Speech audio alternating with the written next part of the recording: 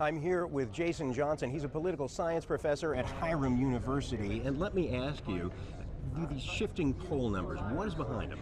It's the fact that the vast majority of Republican voters aren't satisfied with anybody that's running. And so what you've got right now, you've got Mitt Romney. He's sort of the front runner, but he's the front runner by default. So lots of people are looking for another option. With all this movement, does that mean that anyone can win? It means anyone could win. Everyone's not going to win. And so what could really happen in this race, if Rick Santorum's surge turns into an actual victory, that'll change the landscape of the race. But anybody else, it's probably going to end up being Mitt Romney. How about Michelle Bachmann? She won the Iowa straw poll a while ago and has had a disappointing race since then, is now not near the top three. If she doesn't perform better than expected here, does she have to bail out? Not necessarily going to bail out because she's in debt. She spent a lot of money on this campaign. She'll probably keep running so she can get herself out of campaign debt, but her chances of anything, even a vice presidential nod, are next to nil right now.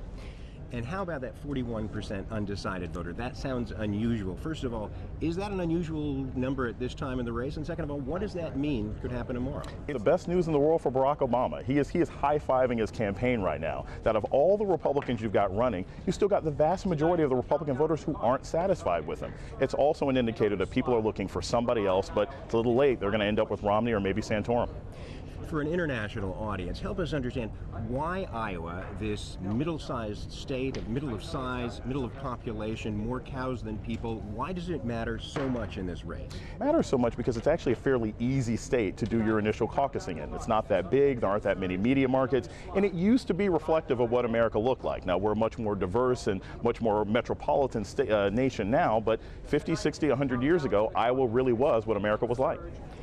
What happens if Rick Santorum wins? What does it mean for him, and what does it mean for the race? It means a lot of other people are probably going to have to really reevaluate if they can keep doing this. Rick Perry might have to drop out. Newt Gingrich will stick around. He never wants to go away. And probably Mitt Romney would be happy because Romney thinks he can beat Rick Santorum. He's got a bigger organization, and he can raise more money. So he's going to get more fundraising. If that happens, he's obviously going to get a higher profile, maybe can put on some more ads. Have you seen any surprises so far in this race besides Santorum?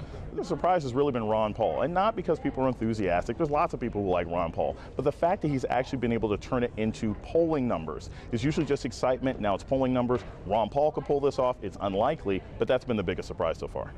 Great. Well, that's Jason Johnson of Hiram College. Thank you very much. Daljit, back to you.